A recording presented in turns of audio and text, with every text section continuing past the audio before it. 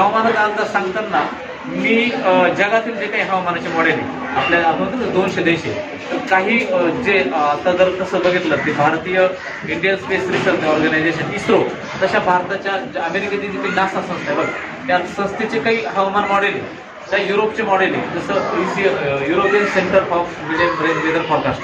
तर मी काय करतो का मल्टिपल सगळ्या देशांचे मॉडेलचा अभ्यास करतो. फक्त जसं भारतीय हवामानशास्त्र विभाग आहे, म्हणजे इंग्रजांनी भारतीय हवामानशास्त्र विभागाची स्थापना केली, तशी इतर देशांचे पण मॉडेल आहे ते आपल्यापेक्षा काहीतरी पटीने लेटेस्ट ॲडव्हान्स टेक्नॉलॉजी त्यांच्याकडे. जसं एलन मस्क त्यांचे जे सॅटेलाईट स्टारलिंक सॅटेलाईट आहे बघा, कधीतरी आपल्या आकाशातून दिसतं ते 100 सॅटेलाईटची रांग, अशा देशांचे मॉडेल मी वापरतो.